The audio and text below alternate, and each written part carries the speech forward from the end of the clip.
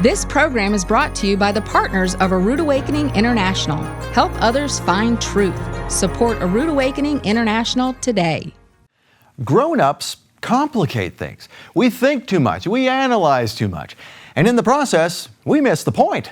No wonder Yeshua said, "Whoever humbles himself as this little child is the greatest in the kingdom of heaven." In this special episode of Shabbat Night Live, 10-year-old Gigi will inspire you to slow down, simplify, and keep the Torah as it is meant to be kept, with the straightforward trust and comprehension of a child. Because simplicity is what the Sabbath is all about. At the end of the sixth day, after the sun is set, on Shabbat Night Live.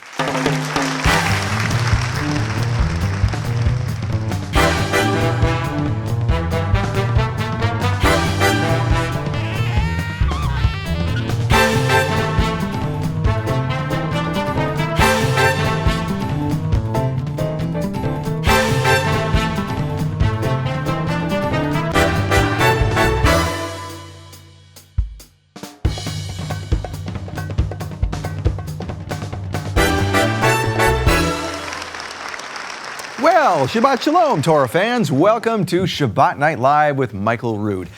You are about to be amazed by a 10-year-old kid. Later tonight, you will see an interview that Annie and I did with Gigi, and we'll talk more about Gigi and what she is doing for the kingdom of Yahovah in just a minute here. But first, as of sunset tonight, we have crossed over into the 28th day of the counting of the Omer, according to the astronomically and agriculturally corrected biblical Hebrew calendar. We are on the third Shabbat of the month of Iyar, and now more than halfway from the day of first fruits to Shavuot, better known as Pentecost, by way of the 50-day counting of the Omer. So let's talk more about the Omer and our guest later tonight with my co-host, the Director of Ministry Development for Rood Awakening International, Annie Reed. Shabbat Shalom. Shabbat Shalom, Annie. How are you? Wonderful. You? Very good, thank you. Just talking about, and still shaking my head, about our interview with Gigi. I'm pretty sure we were all in awe as she was here. We just couldn't get over her responses and her maturity. She's going to do incredible things when she grows up. I remember even just the phrasing she used, which caught me off guard a few times, and you'll see that in the interview. I mean, she said, I said, "What made you cry?" And she explains, and instead of saying, "and then I started crying," like any normal 10-year-old would say, she says, "and then I was just in tears." I mean, what kind of 10-year-old uses that kind of phraseology? One that reads the Bible. Yeah, she's incredible. And she's got a YouTube page, which is GigiCanDoThatTorah. That's right. And if you put spaces in between that, you won't find it on YouTube. You have to slam it all together, kind of like a hashtag, GigiCanDoThatTorah, and then you will find it. And she's just an amazing kid. We're going to talk to her later in the program. And the things she is doing is just amazing. She's going through the feasts and basically telling everybody what she is discovering about the feasts. It's an incredible concept. She wants to learn Torah with you, which is just, it's beautiful, it's simple, and she's just full of knowledge.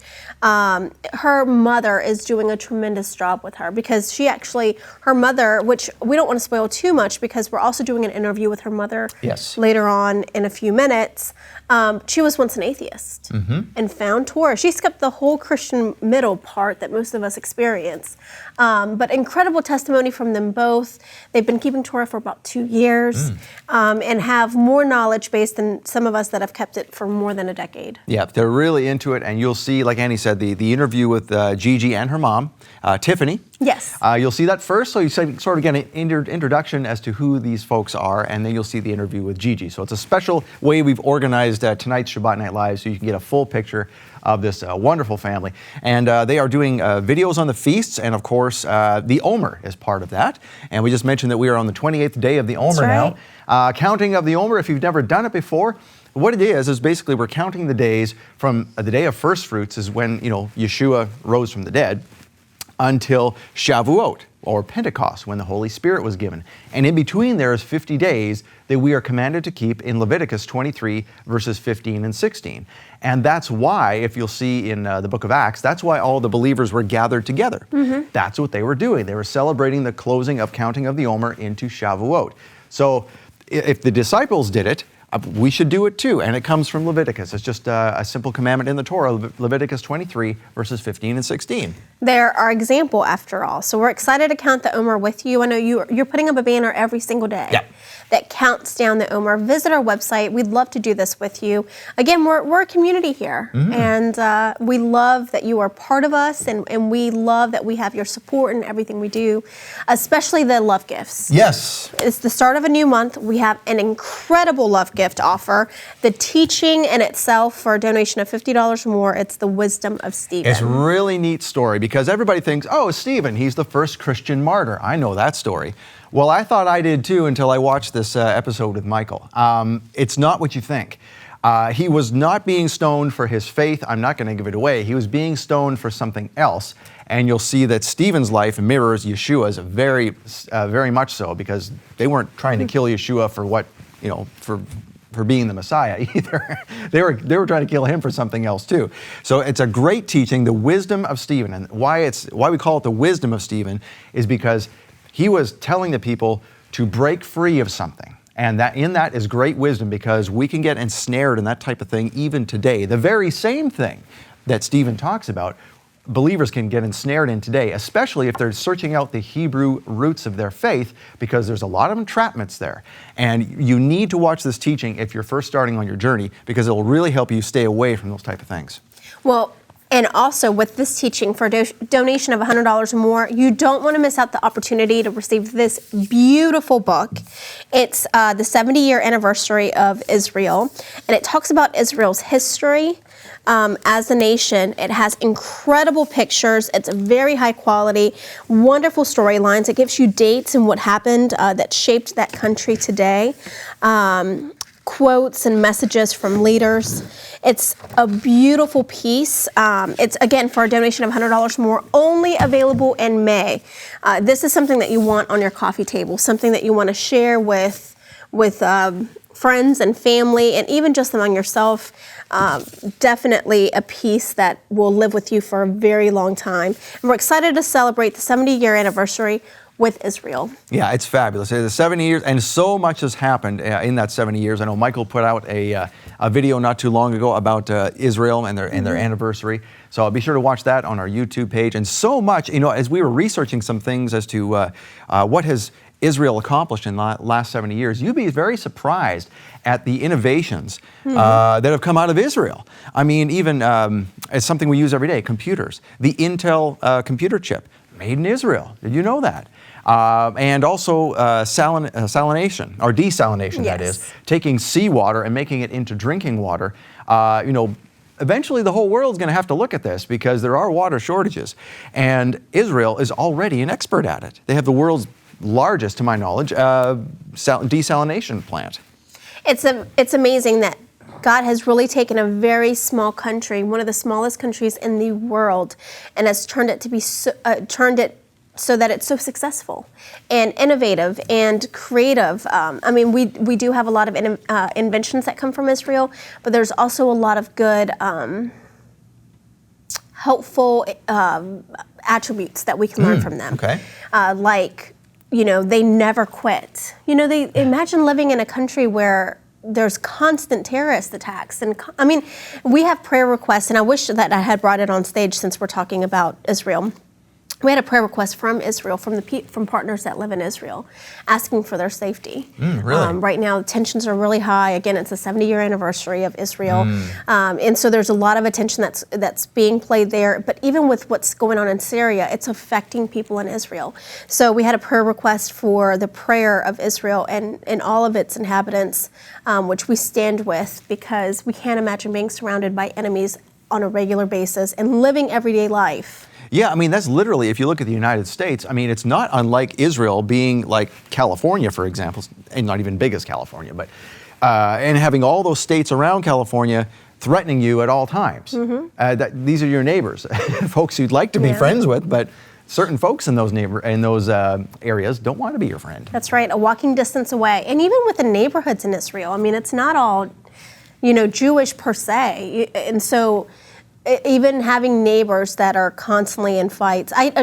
We stand with Israel. We pray for Israel and the safety, and not just them, but everyone in this world. We stand in prayer for safety, and in the midst of all this chaos, for just there to be an abundance of joy and happiness and love. Right, and spur your neighbors and friends to love Israel. But like Annie said, have this book on your coffee table, spur a conversation, and support Israel in so doing. And that's our love gift this month. It's monthlylovegift.com is where you can go to get it. And that's where you can get our love gift. And you'll be supporting Shabbat Night Live while you're at it. So we thank you in advance for that.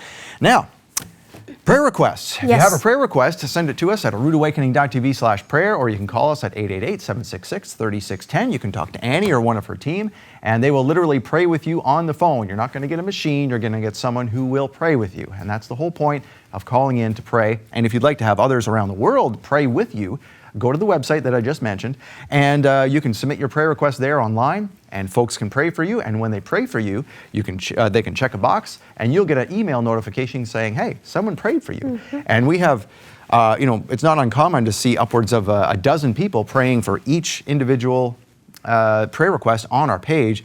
In fact, I suspect, Annie, that you could probably confirm this. There are prayer warriors that we have out there with folks who follow the ministry, and they just take it as their mandate to go and pray for folks on that page. That's right, and we encourage you, if you want to know how you can help us, pray. Pray with us, pray for the ministry, pray for every employee here, but also pray for those that are asking for prayer. There's so many people with so many needs right now.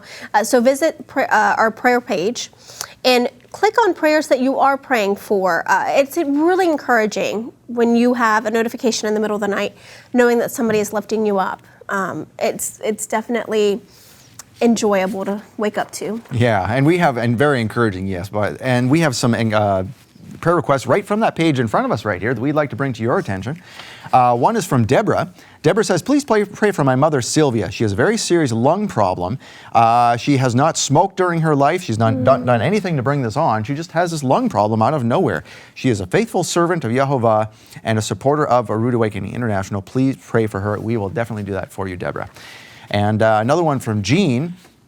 Jean says, I would ask that you would agree with me in prayer in the name of Yeshua that the company my wife works for will sell quickly. All of the employees are anticipating it, and it will greatly benefit most of them.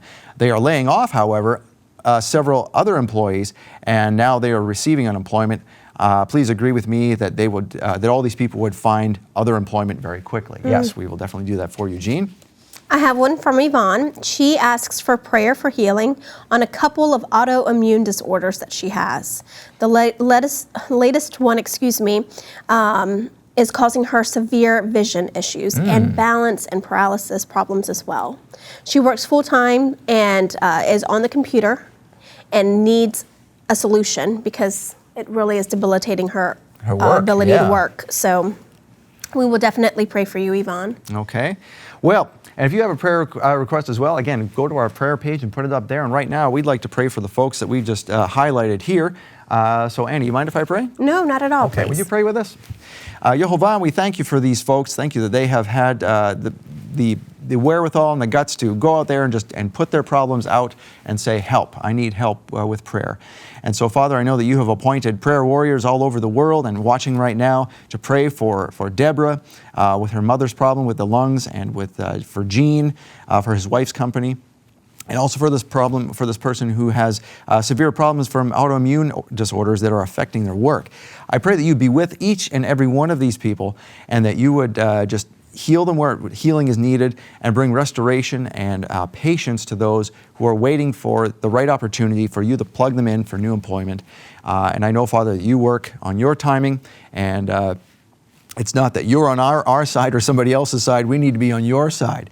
So spur us to be on your side and wait for your timing for these things, so that we can know that you are in control and that you have our best interests in mind. And we thank you for these things in advance in Yeshua's name. Amen. Amen.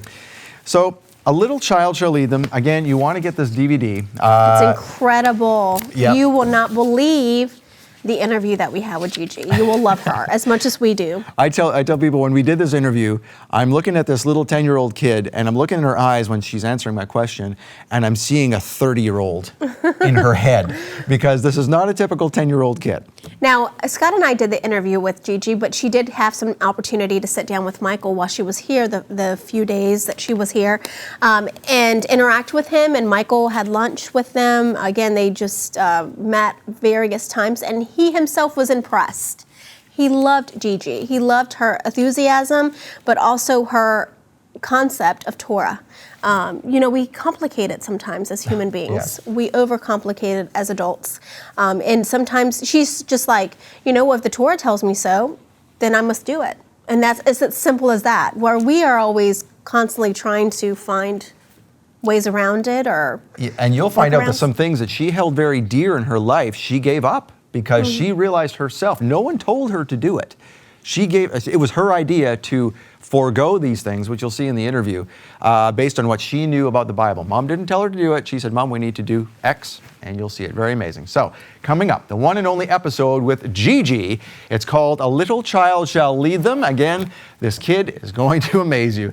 I really encourage you to get this DVD of this episode. It ships out May 14th, and you can pass it out to friends and family to show them really just how simple it is to obey the Torah as a believer in Yeshua, because as Gigi says, if she can do it and she's a kid, anybody can. So you'll get it all when you pre-order now. Just visit roodawakening.tv/child.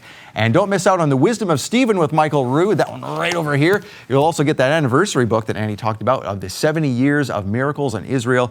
Here's some information on that right now that you can take advantage of. Stephen is often regarded as the first Christian martyr. But was he really stoned for his belief in the Messiah? Or was he stoned because he became a threat to a religious system that enslaved the people of his time? The same system that still does today.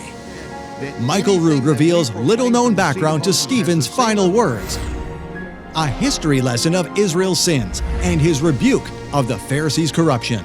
And this is exactly what Phariseeism is. This is the golden calf. This is the works of their own hands, which Stephen is going to address later. The Wisdom of Stephen exposes the real reason why Stephen was stoned and why so many Christians who seek out the roots of their faith today are being ensnared by the very same falsehood of the Pharisees that Stephen warned about 2,000 years ago. So was Stephen speaking against Moses? No, he was speaking against their nonsense, their oral Torah. That's what he's talking about. And that is what they are confronting him on. The Wisdom of Stephen is a crucial teaching for all Christians who are eager to know more about the Hebrew roots of their faith. It's yours for a love gift donation of just $50. Or with a gift of $100 or more, you'll also receive a hardcover anniversary book detailing Israel's 70 years of miracles. This book's magnificent images and inspiring history are a testimony to the restoration of Israel. Followers of Yeshua follow Yeshua and do what he said to do. Make your love gift donation now. $50, $100 or more to receive these special gifts. Get the Wisdom of Stephen collection, only in May. Call or visit our website to make your love gift donation now.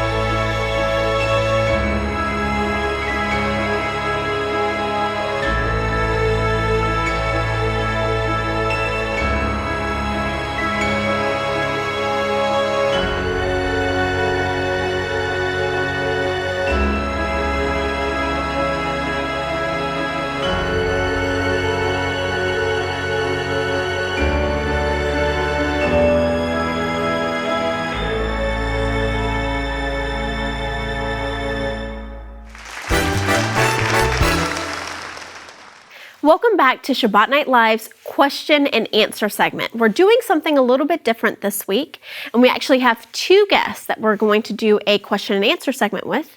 We have Gigi from GigiCanDoThatTorah, and we have Gigi's mother, Tiffany, with us today. And you have an incredible testimony about how you found Torah that we had to share with our audience, because Gigi is a child product of learning Torah. She's come into her own She's learned Torah. She's teaching others how to do Torah. I know you don't like that word, but you are teaching others.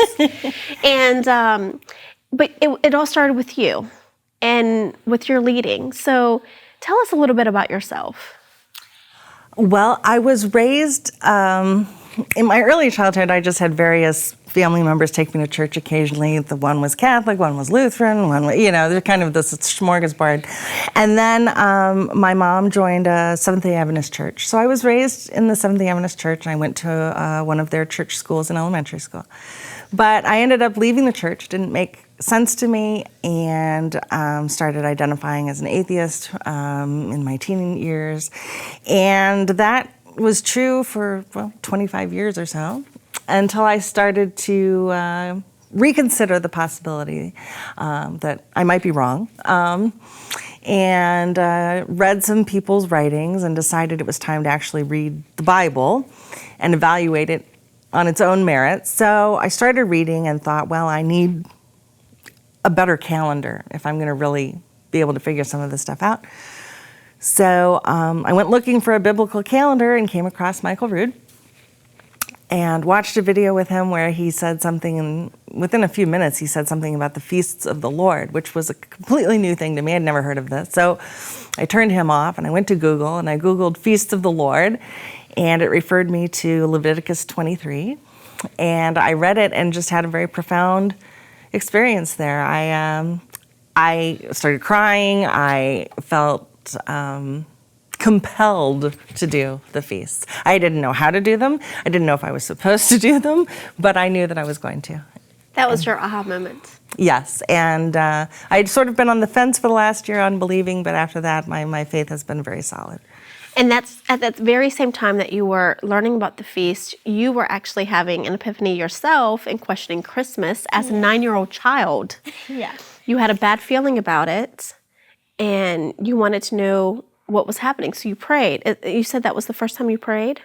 It wasn't the first time I prayed, but I've never really prayed much in my life. It had been forever since I prayed, and it was practically the first time that I'd really made a big prayer on for something that Outside of going to church with not just friends, right? praying for just to pray, I needed to pray kind of prayer. And so at the very same time, you knew, that's it, I have my answer, because your mom came to you and said, no more Christmas or Easter. Yep. Yep. And I was concerned that she was going to have a hard time with that, but she was really on board right away. So we made some small adjustments. Actually, I think Halloween was a little harder for her because she loved getting dressed up in her costume. Of course. And she said, what about the candy? And I said, honey, we'll buy candy. So that's what we do on Halloween. We go to dinner so we don't have to worry about... And that's why I love Halloween now, because it's the only day that I get a whole bag of bubblegum. And I pretty much never get gum in general at all, so just a whole bag. It's my jackpot. It's a good compromise. Yeah. So we just go the next day when it's all on sale and buy candy. 50, yeah. We do the very same thing.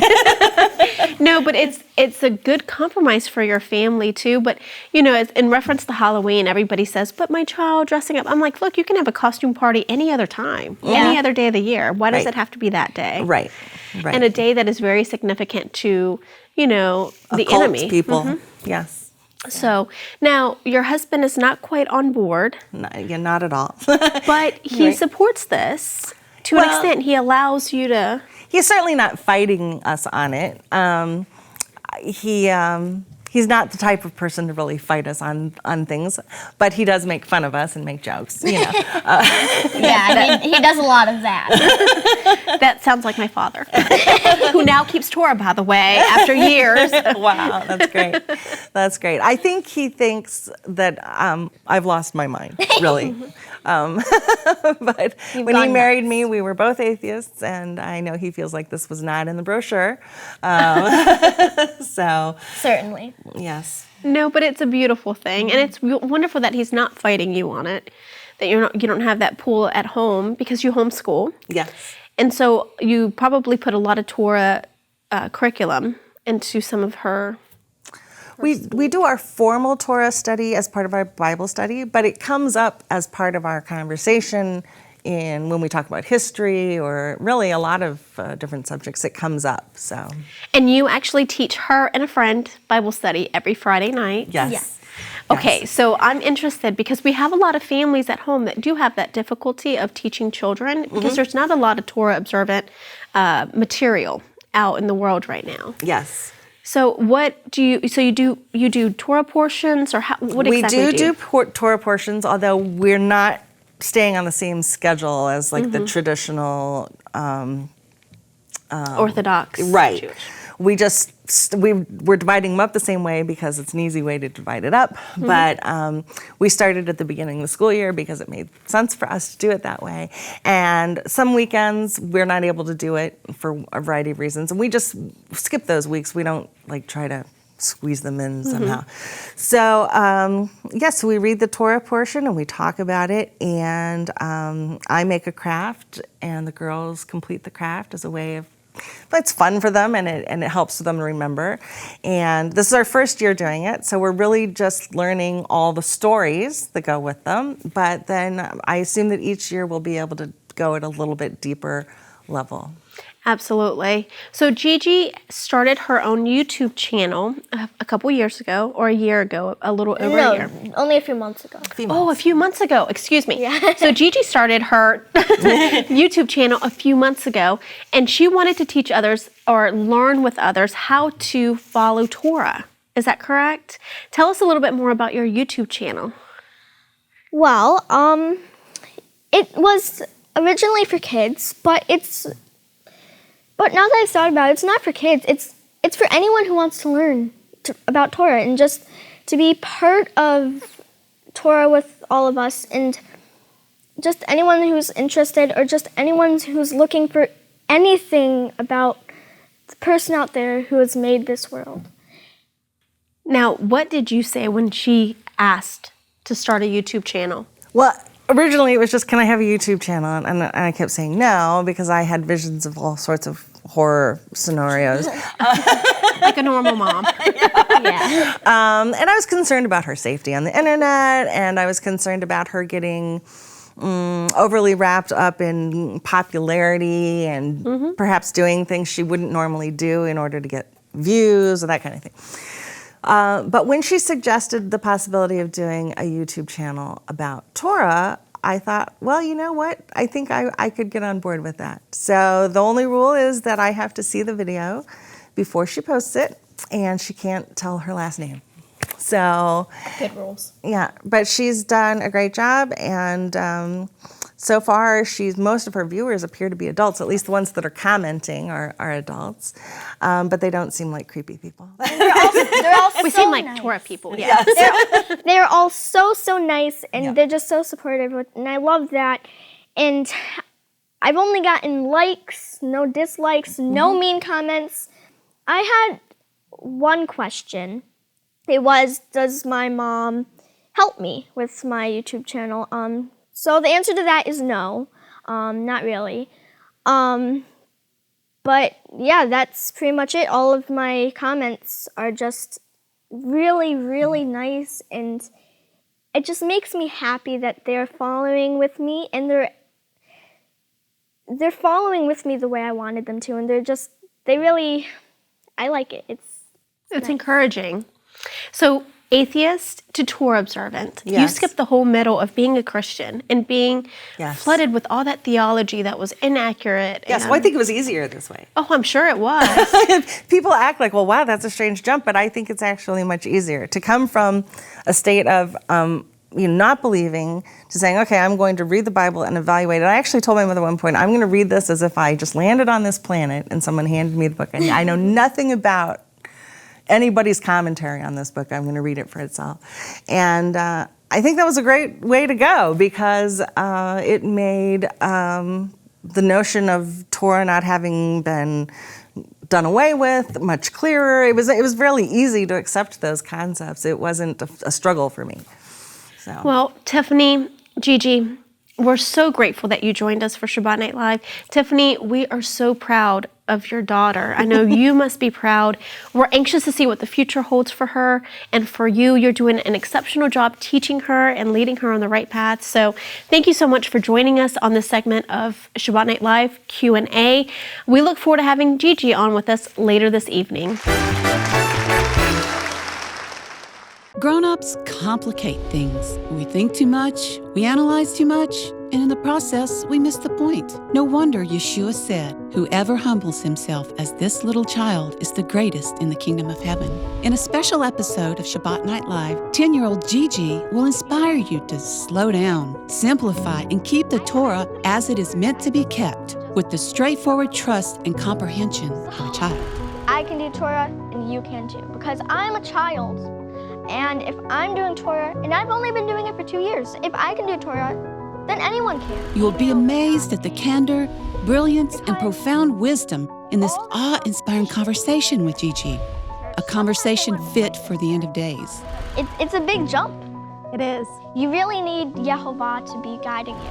Get this heartwarming special episode of Shabbat Night Live, A Little Child Shall Lead Them. Order by phone or visit aroodawakening.tv/child.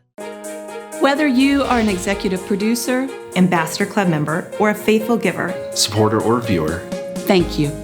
We could not bring the truth of Yeshua to the world without you. your faithfulness is worth more than you know. You are sowing into Yehovah's kingdom, helping reach countless souls around the world that would otherwise be lost. And that holds eternal rewards. So thank you. Thank you. Thank you. Thank you for supporting A Rood Awakening International.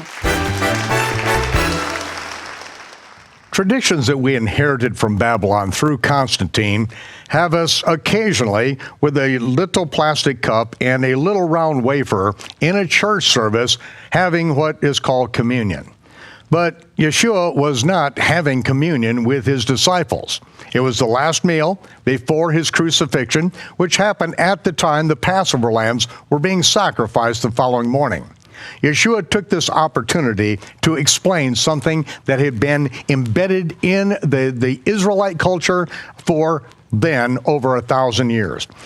Melchizedek brought forth bread and wine to Abraham, and he blessed the Most High, saying, Baruch atah Yehovah, Eloheinu melech ha'olam, motzi lechem min ha'aretz.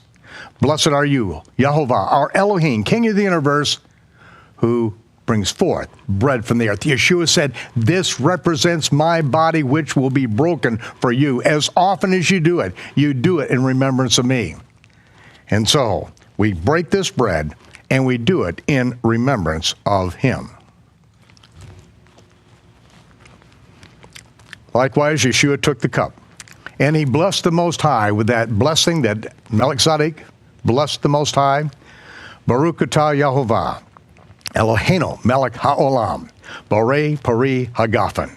Blessed are you, Yehovah, our Elohim, the King of the universe, the creator of the fruit of the vine. Yeshua said, this represents my shed blood, which will be poured out for the remission of sin. I will not drink another drop of the fruit of the vine. You take my cup and divide it among yourselves, because I won't drink it until I drink it again with you in my Father's kingdom. The marriage supper of the Lamb, Yeshua will lift this cup and he will say, L'chaim, to life everlasting. And until then, we remember what he's done and remember that marriage supper of the Lamb. Get ready.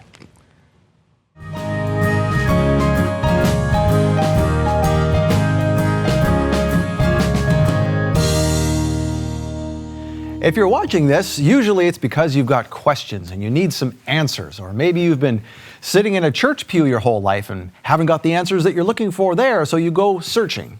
And you don't necessarily have to be sitting in a church pew your whole life to have questions. Our guest today had questions at a very young age, and we decided to have her on to ask her about that. So please welcome my co-host, Annie Reed, and our guest today, Gigi.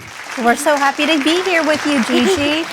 Now, Gigi comes to us. She actually started her own YouTube channel, and it's called GigiCanDoThatTorah. Wow. Torah. Gigi can do that Torah. Gigi can do that Torah. There you go. And it's a beautiful inspiration for our youth, for our young individuals that are searching out the Torah. So Gigi, tell us a little bit more about how you got started. Well, I was one night I was just really not feeling good about doing Christmas and all that. It was just it just was bringing me down. Just something was weird about it. It just didn't feel right. So I grabbed my Bible and I'm looking through it, and I asked my mom, what's the most important part in the Bible? I want to find it. She says, well, I don't know. So I just look through, and then I see the Beatitudes. And I read it over and over, and then I write it down. And I think there's something special about it. And then I'm bawling, I'm in tears. And so I pray to God for pretty much the first time. And at the time, I didn't know anything about Torah, so I called him God. So I said, dear God, please help me. I don't know what's going on, but I don't feel like any of this is right. I feel like something's wrong. I'm doing something wrong. And I pray that you will help me, and you will help me see the truth. Amen. Then a week later, my mom comes to me, and she says, we're not going to be doing Christmas and Easter and all that stuff because it's bad. And it was actually pretty easy for me to get used to. It was just, I don't know, it was hard, but I got used to it really quickly. And so it took me forever to realize, but I realized that Yehovah had answered my prayer. So let me ask you this. You said you were crying, right? Yeah. When you prayed, why were you crying? What upset you so much that you would cry? I don't know. It felt so bad, and I felt like I was doing about something Christmas? terrible. Okay. It was just terrible, so I was crying, and I wanted to find the truth. So it wasn't anything you read or saw. Nope. It was just a feeling. I was feeling sick about it. What did you feel sick about? Was it all just the gifts about Christmas, or what was it that really got you? I got this feeling that something about it was bad, and it just wasn't good to do, and there's something bad about it, and I couldn't do it. It was just bad, and it just made me cry because I felt like I was doing something wrong, and I didn't want to. And how old were you when that happened? I was 9. So at 9, you walked away from Christmas. Many kids would not do that. Yeah. Most adults have a hard time. Kids Yeah. definitely would not be able to do that. So did you tell at the time that you prayed and you had this feeling about Christmas, did you talk to any of your friends about it? Did they know how you were feeling? I had one friend. I talked with her about it. I told her about it and what we had been experiencing and what we've been doing is our new thing, that what we believed. She said that I was her best friend. I was the only one that she could trust. So when I said that it was right, she said that if I say it's right, then she thinks it's right too, so she's going to do it. Her whole family doesn't do it. They don't believe, but she does. So we do a Friday night Bible study with her, and we do a craft, and we read that story that goes with the craft. So what inspired you to create a YouTube channel? Well, actually, the main reason was I just really wanted a YouTube channel. I was hoping for a gaming channel because I'm a kid, but my mom said that I shouldn't have one because I'm too young. So we were in a mall, and I was thinking, and I come to her and I say, what if I had a YouTube channel about Torah? And she was like, that's a good idea. And so I said, then what do I call it if I'm going to have this? And she said, well, how about GigiCanDoThatTorah? Because my Musical.ly name at the time was GigiCanDoThatSass, so she thought that it would go. Oh, that sounds wonderful. So you teach others how to keep the feast, Torah. I don't teach. That's the specific thing. I don't teach. I'm learning with them. I don't want to feel like I'm teaching. I just want to learn with other people and just have them be inspired. Now this, some people would think, well, this Gigi went to church all her life, and this is why. No. So tell me about your early life. Did you go to Sunday school as a kid and all that kind of thing? No, my mom was atheist, and I had no idea about it, because all my life I had believed that there was a God. So really, I never went to church. Sometimes I went with my sister, because she went to church with her friends. So I would sometimes go with her. It was every now and then. But no, it was not, we didn't really have a religion. I believed there was a God. But both my mom and my dad were atheists. Wow. That's unbelievable. So you told us that you had this feeling about Christmas. You prayed about it. And then your mom told you that it was bad and you weren't going to do Christmas and Easter anymore. Was that still when she was an atheist, or what happened during that transition? Okay, so her story, what she has told me, is that she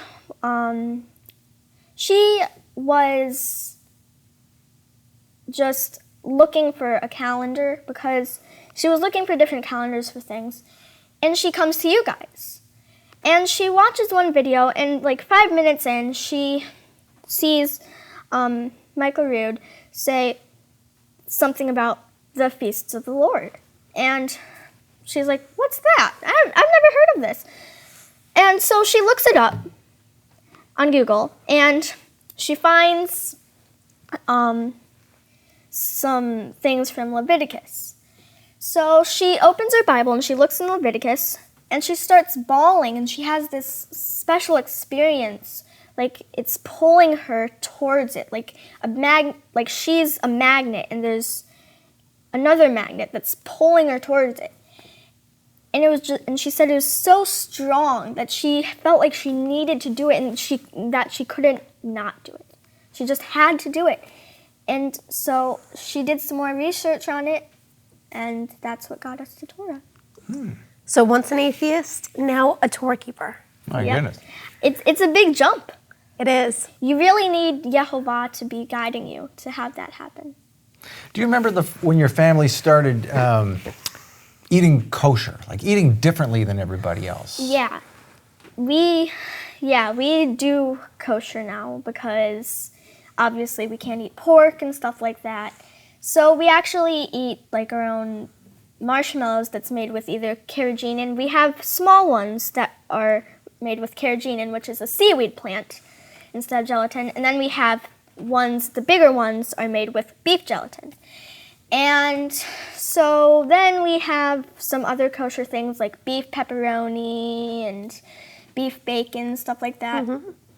It helps us. I love a beef bacon. Mm-hmm. Did you think it was weird at first? Did you think, why do we have to do this? I never really thought, why do we have to do this? But it was a little strange at first, having to, do kosher.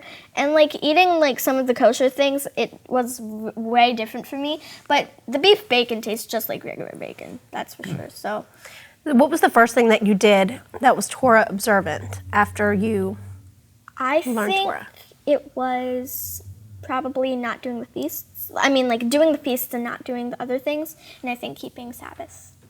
Okay. Now, speaking of keeping Sabbath, your family and my family have something in common. My daughter is a gymnast. Well, actually, my son and my daughter are both gymnasts.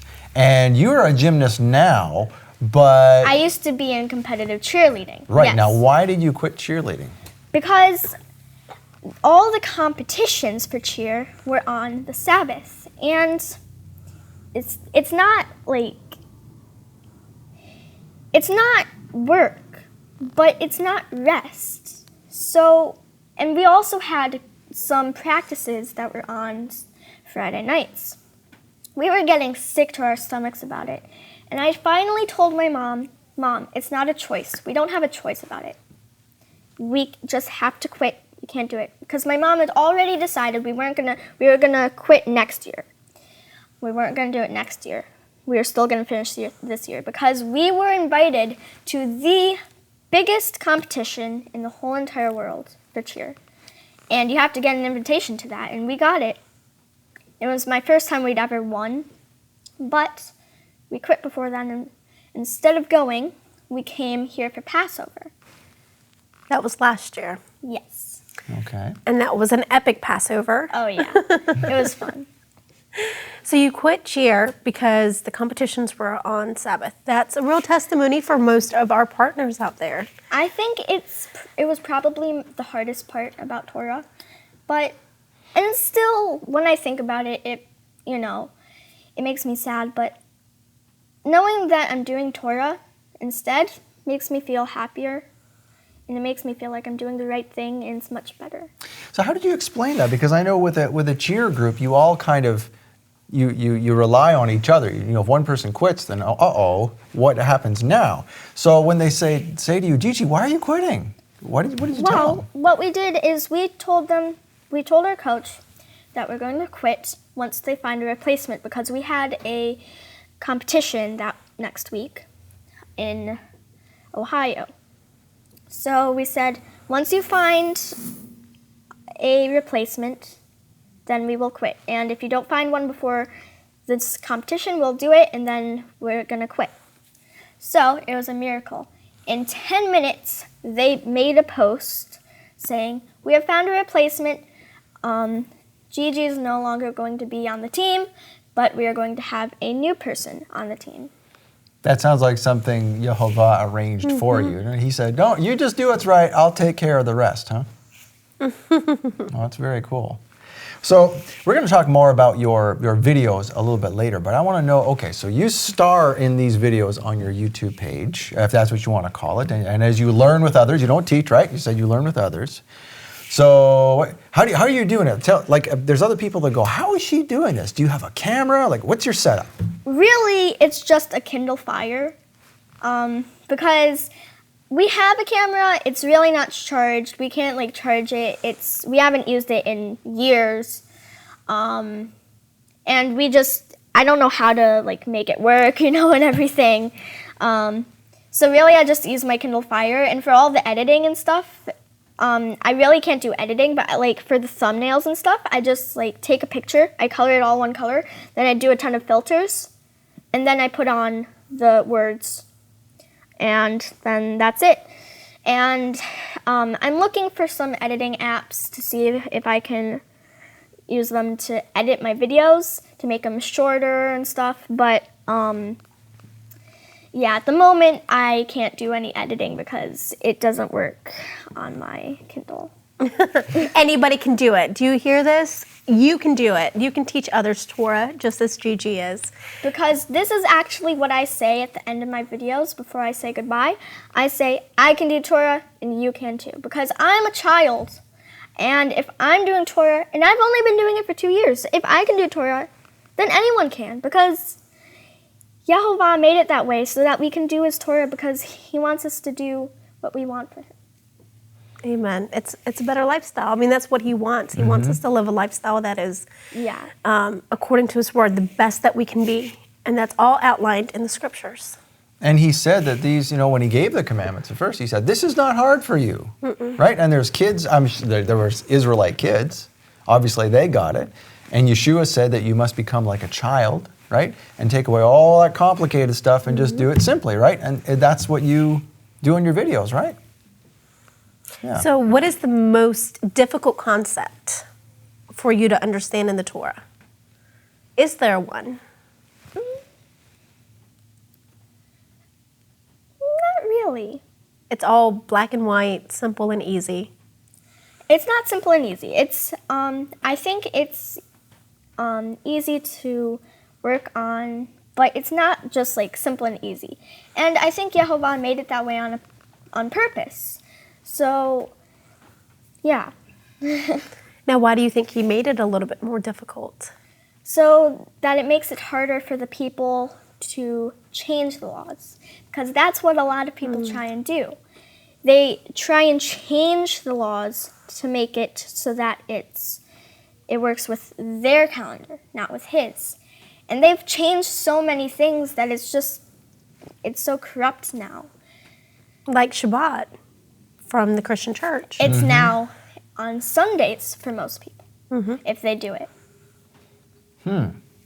So now, when you make a video, when you decide to make, tell me about the whole process. When you decide to make a video, how do you decide what you're going to do, and then how do you go about doing it? Well, I do feast videos. So when there's a feast, I do that, a video on that. I just haven't really been posting lately because it's been really hard. We've been really busy. And also I have to clear up space on my Kindle for them. And then the other videos, if there's some videos that I have that I'm planning to make, and so then that's how I do them. But really I just if something comes up, it's what I do. So that's why I have a playlist for vlogs. It's just random things that come up, basically. Well, we know that you have one on Shabbat, on Torah in itself. Now, how would you explain Torah to our audience? Torah are the first 5 books of the Bible, and it is the law. And in Hebrew, it actually means instruction or teaching. And really all it is it's what Yehovah has made for us to do. He wants us to do it, but he hasn't made us do it because he doesn't want to make us love him, because then it's not us actually loving him. He's just making us love him like robots. He wants us to have the choice. That's why there's sin in the world, because some people have decided not to love him. That's a very good point, because adults ask all the time, why are there all these evil things happening in the world? And a loving God wouldn't allow that to happen. What's your answer to that? I mean, just because of other people, it's because we sin, right? Yes. We've caused the problems. Yes, we have caused it. He has done nothing. Because he is perfect. He does nothing wrong. So we just stop following Torah. And that's, hopefully this is really hitting home for you at home with your family as you're watching this, or in your congregation. Hopefully it's inspiring you to understand that Torah is for everyone, and no matter the age, and you can always learn and start anew. Right. So again, it's at 9 years old, that's when I walked away from the Catholic Church. I remember reading the Bible, and I remember coming to the verse where it says, do not call any other man father except for your heavenly Father and your earthly father. And what do the Catholics call their priest? They call them father. So I remember reading that, and I was like, uh-oh, I'm supposed to serve at church tomorrow. So, I mean, it's little things like that catch our attention, but we have to be willing to listen. How long have you been doing your videos, Gigi? I started at either the very end of last summer or the very beginning of fall. I think it was the very beginning of fall. Okay. And do you have a favorite video that you've done so far? I think it's Yom Teruah. How come? What makes Yom Teruah one special? Well, it's one of my favorite feasts. It's really fun. I love blowing the shofar with my mom. It's really fun. Do you know how to blow a shofar? Yes. It took me years to learn. I actually haven't learned. I just we just try on our own. Yeah, it's pretty hard, but I'm working on it. I think it's also partly my favorite because a lot of people have seen it. Because Nehemiah Gordon saw it, and he posted it on his Facebook. So a lot of people have come and saw it, and the way I found out that he had posted it is someone commented on it saying, "Hi Gigi, I found your channel from Nehemiah Gordon's page." So on Facebook. So me and my mom were like, so we go on to his Facebook and we look and we don't see it, and then we look some more and we find it and we're like, what? And so it was really big, and now to be here is even bigger, and it's just, I'm really happy to be here. We're really honored that you're here. We are too. So that must have been really, when you said your reaction when you saw it, because Nehemiah is famous. Yeah. Right? And so what did he say about your video? Did he put a comment there? Or what? He said, "This little girl's so cute. I love that she's talking about Yehovah and Torah." Wonderful. Amen. And Nehemiah is a dear friend of this ministry. Your video actually came across my desk by one of our employees here, Chris Clark, that handles our social media. And he said, "Annie, you have got to get her on Shabbat Night Live. So I had to get you on Shabbat Night Live after seeing the videos and your YouTube channel. It's just simplistic. The way that you explain Torah is very simple. It's easy to grasp. And again, if you can do Torah, anybody can do Torah. If we can do Torah, anybody can do Torah. So it's just such a simple message that is often overlooked because we try to overcomplicate so much of what we do.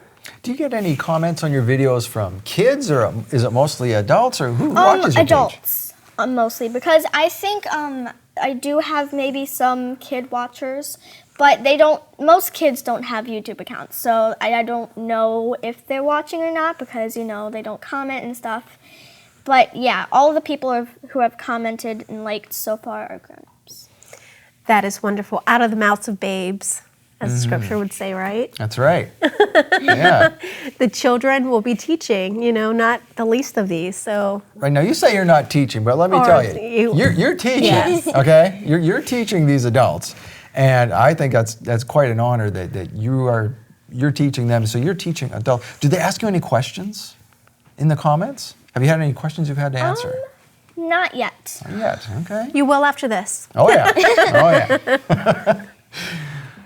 But it's a good thing. Questions means answers, and it gives us, the ability to learn more and understand more. So. Yeah, and I have a private email for my channel, so if I'm gonna post it on there. So if people have questions that they want to ask me private, or if people want to ask me and they have a email but not a YouTube channel and they want to ask me questions, then I'm gonna put that out there so they can ask me questions and stuff. Now let me ask you this. What do you want to do? I mean, I know it's a lot to think about at 10, but what's your dream? For Torah? Mm-hmm. I think I just want to let people know what the truth is, and I want to just help people see Yehovah's word because it's so inspiring. And when I first saw it, it was a really big thing to me, and I want other people to have that experience. How beautiful. Now, what's your dream for yourself? I don't really know. I don't really think about that. I think the dream for myself is just to look good in Yehovah's eyes. So no matter what you do, you just want to make sure it's the thing He wants you to do, right? So like when you're all grown up, whatever, you're not thinking about what job you want to do yet or anything like that, right? Yeah. Just do whatever. Well, I think That's you're on the right wonderful. track. Yeah. A lot of us need to remind ourselves of that because life gets in the way, school and work, family. So many things happen. Wow. So you said you were doing homeschool, right? Yes. Okay. So have you done that all along since like kindergarten? You've been homeschooled all along? Yeah, I did preschool. Okay. But yeah, that's it. I've never gone to school. Okay. More Bible study that way. Yeah. Yeah, I'm doing homeschool through high school, and then I'm doing college. Okay. And I'm hoping to go to college, like extra college for being a doctor because I want to work in the medical field to save lives. Now, your kids were homeschooled as well. Yes. I'm a product of public school, so. No, but I mean, there's a lot of trend going on here within the homeschool community of people that are just searching out a little bit more than. Well, I'm kind of surprised because you said your mom was atheist until just about 2 years ago or so, right? But you were still homeschooled. So she was an atheist mom. Married to a lawyer. Married to a lawyer. And she chose to homeschool instead of putting you in a public school. Yes, Very because there's interesting. many things she wanted to keep me away from, and the education is much better, and I like her beliefs, so I'm going to be homeschooling my children too. Oh, Oh. excellent choice. Takes a lot of work, but you can teach them all Yeah. the things you taught them. And now that you've done videos, whatever comes along when they're young kids, I mean, who knows what the technology is going to be then, right? And you can allow them that same opportunity. That's great.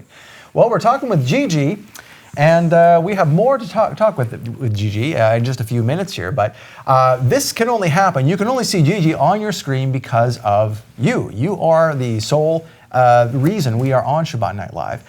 And if you would like to contribute to what you're seeing here, if you would like to contribute to others like Gigi who are making videos and such and getting this out to the world and just learning about this through Shabbat Night Live, we need your support. Again, you are our only source of support for Shabbat Night Live. So we're going to give you a couple of minutes here to ponder that, and we want to thank you in advance for your gift, and we'll leave it at that.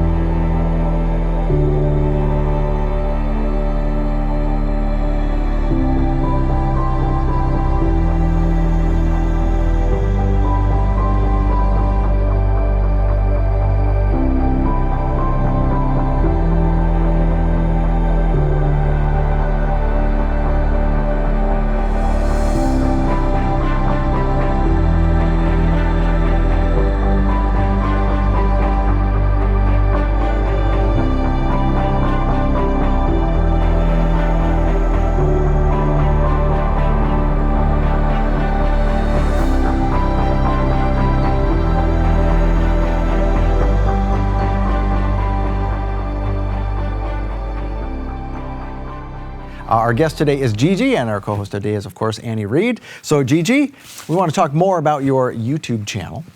Shabbat. You've done a video on Shabbat, I believe? No. You haven't done one yet. Okay, you need to do a video on Shabbat. Okay. Because I want to ask you the question, how do you explain Shabbat to somebody? How would they say, what is Shabbat? Why do I need to do this? Shabbat is, well, there's actually a commandment about it, that you have to keep it holy. You have to keep it. And Shabbat is really important. There's a lot of things about it. I think that why Yehovah made it is so that you can really have like a day that's set apart to really get away from all of the world and just be set apart and be with Yehovah.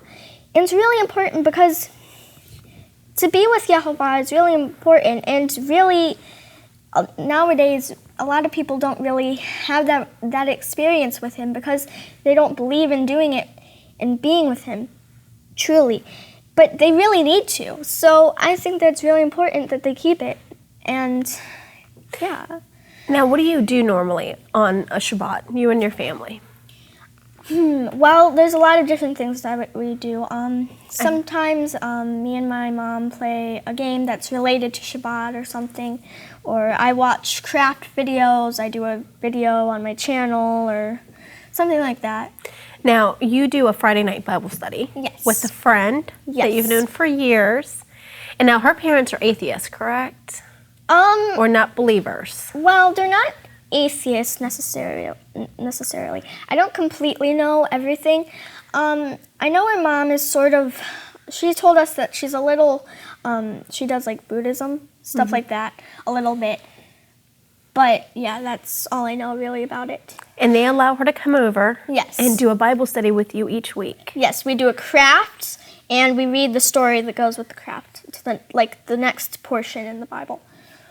It's a creative way to make sure that you keep Shabbat on a Friday night. Right. So now are you doing these according to, you mentioned the portion, so are you doing this according to a section of the Bible? Section of the Torah? Yes. We, each week we do one, and then the next one, then the next one. Okay. What's the latest one you did? What did you do last Friday? Well, we actually haven't been doing it in a while because we've been busy. But the last one we did, I think, I forgot. But it's always something. We always find a way to make it work, no matter what the story is. So. Right. Well, let me ask you this: what's the most fun one you did? There must have been one that you went, "Oh, that was a blast." I think it was probably Noah's Ark. Oh. There was so many different crafts in it and stuff, and yeah, the craft was just one page, but there was so many things, so many colors, and yeah. That's amazing. Hopefully it inspires you to do something similar in your home. Mm-hmm. I do some craft videos on my channel. I know they're really not good at the moment. I'm planning on, after I do my first run through on them, I'm going to do another run through and hopefully try and make them better. But yeah, so. Do you ever have a craft that takes longer than Friday and you're like, oh, we're going to have to finish this like tomorrow or something? Sometimes we have things that have to dry. But that's it. We don't really, we don't have long crafts. So don't make them super complicated? No. Okay, that's good.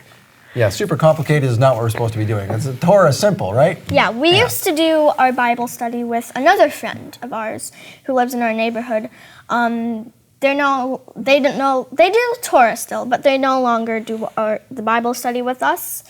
We don't really have contact with them much anymore, but yeah, they used to do it with us, but so then we used to go to their house to do it, and my friend would come with us, and we had pouches with all the different things in them. But once they left, we just do it at our house now, so we don't have the little pouches to do it. We just have the supplies in front of us, and then we put it together. Well, what's your favorite story in the Bible? That's hard. I really don't know. There's a lot of good things that I love. I really love the story of Yeshua, though. It's probably the biggest story in the Bible and the most important, definitely. So you do lots of videos. Now you have about what? You told me earlier before we turned on the cameras. About six or seven. Okay, 6 or 7 videos. And they're all mainly about things in the Torah right now, right? Yes, or sometimes they're like a little vlog just when something comes up. Okay. Now, with Yeshua, if you did a video on Yeshua and someone asked you, who is Yeshua? What is it all? Who is he all about? If you explained him to someone who never heard of Yeshua, what would you say to them? Well, I would assume they would know about Jesus. So I would say Yeshua is what we call Jesus because that's his real name. Jesus is just our translation of it, broken down. He is the Father, but just in a different form, like he's a smaller version of it, all compact. And any time in the Bible when we have seen, someone has seen him just barely, or walked with him, like in the Garden of Eden and stuff, well, then there's another thing that says, no one has seen the Father. Mm-hmm. Well, I think that is because it was Yeshua that they saw. They always saw Yeshua. Like when the man wrestled with the angel, Jacob wrestled with the angel, right? Yes, yeah. I think that he has kept it from us to see him until the end times. That we will finally see him once it is all over and all our tears have been wiped away. Yep, I would have to agree. That's what I learned reading those scriptures is no one has seen the Father, and he's perfect. He doesn't contradict himself, and so all we've seen is Yeshua. That's right. Now, the longest video you've done so far, it's more than just a 3 or 5 minute video, right? You did a really long one. Most of my videos are very long, so that's why I'm going to try and get the apps to try and break it down because all I use is my Kindle, so. Okay. What's the longest video you did, you think? I think probably my Yom Teruah. Your Yom Teruah, okay. Which is your favorite? my Yom Teruah. Okay. How come, well, why is it your favorite? I'm curious now. Why is the Yom Teruah video your favorite? We talked a little bit about it already, but you just find it really meaningful to you, right? Yeah, I think it's a really meaningful feast because the trumpet is the shofar is the instrument of the Lord. It is his instrument. And we believe that it's going to be used in pretty much every circumstance that comes to it. And we have actually seen things where people have heard noises from the sky that were very loud and sounded like metal clashing and stuff. That's what we interpret. We interpret it as them blowing the shofar and evil fighting against. So you've seen those videos on YouTube? Yes, we've seen a little bit about it, and that's what we believe. Well, and the shofar was used in time of war, in time of victory, in time of prosperity, in time of, devastation. So it was used in multiple forms throughout the years. You mind if we show our viewers a bit of your Yom Teruah video? No, I don't mind. Okay, all right, well, take a look. Hey guys, it's Gigi again, and welcome back to another video. It is Yom Teruah. Happy Yom Teruah, everybody. It is now Shabbat, and it's the night. Well, not night, but the sun has went down. We're gonna go in the backyard and we're gonna blow our shofar. Now, we are not experts at it. We got it just a few weeks ago, and we're practicing, and yeah, we're not very good, but I'd say we're doing pretty well for getting it just a few weeks ago. So my mom's coming out with the shofar in a bit. And yeah, so we're gonna annoy some neighbors, but it's for the glory of Yehovah. So it starts tonight and then ends Friday night, which is tomorrow night.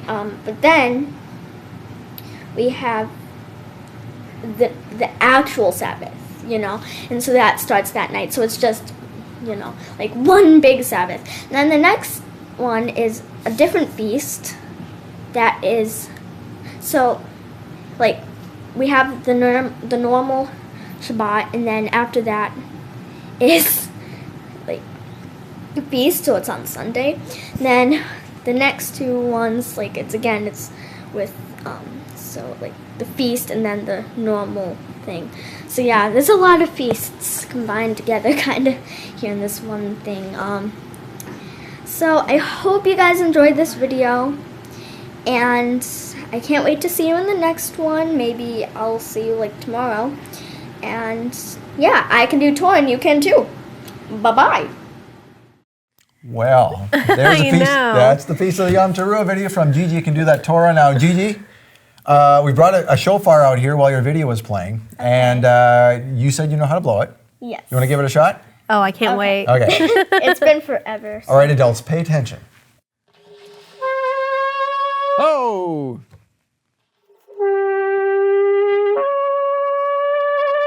Woo! You go. Excellent. It's hard. It's really hard. But you did a lot really better practice. than a lot of us would. You know how many adults don't know how to blow the shofar? It took me years. And I mean, it was at Denver at a conference that we had maybe 4 years ago that I was like, oh, I can do this. But it took me years. So yeah, it's tremendous that you can blow it. Yeah, it's been forever since I've done it, so. Yeah. But now we know what's going to be sounding at the last trump when we're all being called to the mayor's supper. It'll probably sound better than that, though. Maybe more than 2 notes. Who knows? But yeah. No, you did exceptional. So it's very impressive. And again, if Gigi can blow a shofar, we should be able to too. Gigi can do that Torah. Gigi can blow that shofar. So can you. She's an example for us all. That's right. Now, Sukkot. We've heard a little bit about your Sukkot video, which was one of my favorites. I think that you explained Torah very well in there. And then you did it from your sukkah in your backyard. What was actually a miracle is we had it up, and my mom was inside, and because there was water on top of the roof, so what we do is we push it off so it doesn't lean, and it was leaning already. So we were trying to get it back up with also getting it out. So she was pushing it out, and she was trying to do it the way that it was not leaning so that it would try and not make it fall down. But while she was doing it, it fell down on her. She fell down onto the table in the middle. But she got off in the one corner of the room that was still up. And it was just the lamp in the corner that was holding it up. And the lamp was just like this cheap lamp we got, and it could not stand it to have it fall on top of it and hold it up. We think it might have been able to hold it up if someone set it on it. So we believe that an angel set it down onto the lamp so my mom would be safe, and she crawled on her hands and knees to get out. Oh my goodness. Wow. So I know that your father, or we haven't shared this yet, but your father is an atheist still, correct? Yes. How does that make you feel? Like if we have somebody out there, we do, and we know we do. We have lots of families that have family members that are still atheists. What advice would you give them? Well, you just have to let Yehovah guide them. You can't do anything. You can try to persuade them, but you just have to let Yehovah do it, and you have to just pray about it, and they'll come to it if Yehovah wants them to. That's so wonderful. It Sound is. advice. Yeah, you just have to be patient, right? Yes. There's many parts in the Bible where you have to be patient, and a lot of people haven't. And it looks easy, and a lot of people, like me and my mom, have thought, well, it's so easy. Why do they just not be patient? Well, it actually is hard to be patient. So you just have to let Yehovah run through you and just be patient and let him do all the work, because you have to know that you are not the person who's running the world. He is. Amen. That's a very good point. So does that mean that now if he's running the world and, so do you decide when you're going to do a video, or is it when he puts an idea in your head that you do a video? Sort of both, because I don't really know when to do one, but sometimes if I think I need to do one, then I do it. I've been trying to do one because, like I said, I haven't been posting lately, and I'm really sorry about that. But I'm going to try and post. We have like Shavuot around the corner, That's right. And people need to be patient. We just said it, right? Yeah, I've missed a lot of feasts, but I'm going to try and do it. Well, they're here before we know it. And we always say next year. Yeah. Next year in Jerusalem, right? That's the saying. But yes. And I mean, so we understand. We know how that goes. So is one of your goals to have a video on every feast? Yes. Yeah? Yeah, multiple. Multiple videos on every feast. Yeah, Okay. and actually on my first video for my Yom Teruah, that was my first feast video, I believe. I actually named it Part 1 because I was going to try and do one the next day, but I didn't get to, so I edited it and I took out the Part 1. Oh, okay. So if you did a Part 2, like if you want multiple videos on each feast, I mean, most people would say, well, I'm going to do a video on Yom Teruah and that's it. But obviously you have more to say. So what would you do differently about another Yom Teruah video? Well,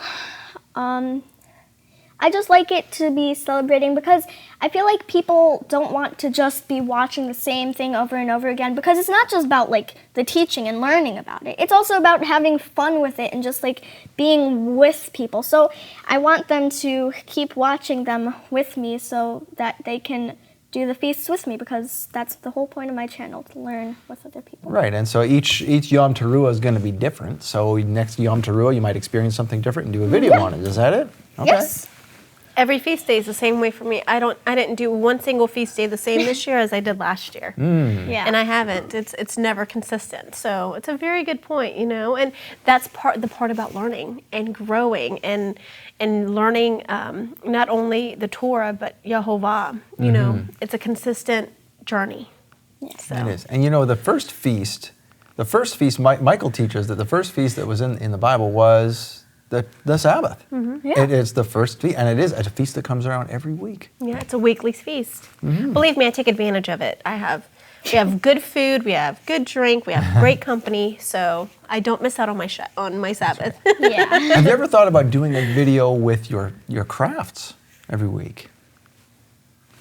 I have, and we're not going to, I am going to do that, but I'm not going to do it on the actual day when we do it. I'm just going to show the crafts that we did. So I'm going to have different craft videos, one of like mine and my mom's. And I'm also going to give out credit to the people who, because my mom, some of them are all by herself, but she gets credit from some of it, like she gets ideas from some other people. So I'm going to give credit to them. That's wonderful. Okay. So your mom helps you with the videos? Yes. Or does she hold the camera? Well, or no, I okay. do. You do? Yeah. All right. She doesn't help. She doesn't, and she definitely does not like being in them. Oh. She's not shy. She doesn't like being on camera, so. She likes being behind the scenes? Yeah. Okay, I got you. But she does approve every video that goes out. She did tell us she has that. to approve that. Okay. So she's the boss. You know, we all have bosses, right? We all have to approve things with our bosses. So she's the boss of your videos. All right. Now, people might say, well, this young girl, her parents put her up to this. They're making her do this YouTube channel. Well, no, it was actually all my idea. Okay. But my mom agreed to it, so. All right. Well, what is the point of your channel? I mean, people say, what's this girl trying to prove? What's she trying to say? Well, I'm just trying to say that, well, like at the end of my videos, I can do Torah, and you can too. Anyone can do Torah who wants to believe and wants to see, and I just want to learn with everyone else because I'm still a kid and I'm still learning.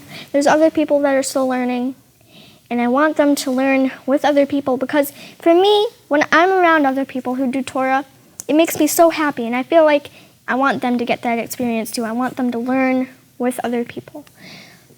So that's the reason. You just want to, you discover something in the Torah and you go, oh, I wish people knew about this. And then you want to tell them. Yes. Okay. I just want to explain what I have seen. And that's what you like keeping Torah? It's a new experience every time? Yeah. Well, and I'd love to know, what is your message for people your age to the rest of the world? What do you want other 10-year-olds to know that are not believers? I want them to know that that there is someone out there, no matter, and yes, we don't know anything about it, but it's just what we believe, that his name is Yehovah and everything. You have to start out small. But they have to know that there's something out there that has created all this world, because how would this world be here? How would we be here? How would all of this be in existence if there wasn't someone so powerful that they could do anything they wanted? That brings me to my next question, because again, before the cameras went on, I said, well, we're going to talk about this and this and this, and then I said, what is your favorite book? And so by what you just said, I think I know what your favorite book is, but why don't you tell everyone else what your favorite book is? Well, I think my favorite book is Genesis, because I think it's very full. There's a lot of things in it that just explain, and it's the first part of the Bible with like the Garden of Eden, through a lot of things. There's just so many things in it that just make me so happy. That and Noah, right? So there's lots of stories in Genesis where Yehovah is saving people, right? Yes. Where he's saving Lot and his family, and then he's saving Noah and his family, Yeah. and then he's saving, Joseph, the story of Joseph, Yes. and all that. And there's a connection with every piece in the Bible, no matter how far, like how many books away from each other that they are. There's always a connection with every part in the Bible, with every other part in the Bible. We just need to look for it, and we haven't seen it yet, but we're going to. It's just like a puzzle. You just need to find all the pieces and then put them together. And then you see it, and it's clear. It's Torah. And have the patience, like you said, to wait for it, right? Yeah. So have you noticed when you said that there's similarities between the beginning of the Bible and then other places apart from the Torah, have you ever noticed how closely the stories of Joseph and Yeshua Yes. are? What kind of things have you noticed about that? Well, many things. There's Joseph, being put into slavery, you know, and everything, and being taken. Betrayed by his own brothers, by his A lot own of similarities family. there. Yes. Being betrayed by, not just his brothers. I mean, you have to think everybody. I mean, can you imagine going missing and then nobody coming after you? Yes, but then him becoming powerful. Yes. And someone, yes, and to help bring others to Torah and just like bring out stuff, just like Yeshua. He wasn't bitter. Right. Afterwards, you know, he didn't hold it against them. He, you know, went with open arms to his brothers when they needed him most. After knowing that they sold him, can you imagine? And that sort of brings us to the story of Revelation, doesn't it? When when Joseph had that dinner with all of his brothers there, remember that part? And then in Revelation, the same thing's going to happen. All of Yeshua's brothers are going to come together and they're going to recognize that he is who he is. That's going to be amazing. Yes, I think there's a huge connection between everything, and I think Yehovah has a huge plan, even though we don't see everything. He does in a very special way. He sees everything in a very special way, and he looks for the good in people. He sees the bad, but he doesn't look for the bad. He looks for the good. And so the people, no matter what their past is, no matter what they come from, once they come to Torah and they do everything that he wants them to do, it's gone. It's in the past, and all he sees is he looks up to their future. He wants them to still be good. That's all he looks for. And all that message is in the Torah, right? Yes, he just sees everything in such a special way that we're trying to see too. And once you really look for it, you can see everything in such a special way with Torah, because everything just comes together in such an amazing way. And it really enlightens you. Okay. I feel enlightened after this conversation. Well, and I'm sure you are too. Well, I think, Gigi, I don't want to add any more because you have said it all. So, our guest has been Gigi today on Shabbat Night Live, and her YouTube page is GigiCanDoThatTorah, right? Gigi can do that Torah. So I encourage you to look it up, bookmark it, save it, and share it with all your friends, and learn something from this young woman, and encourage others to do the same. All right, until next time, Shavua Tov. We'll see you next time on Shabbat Night Live.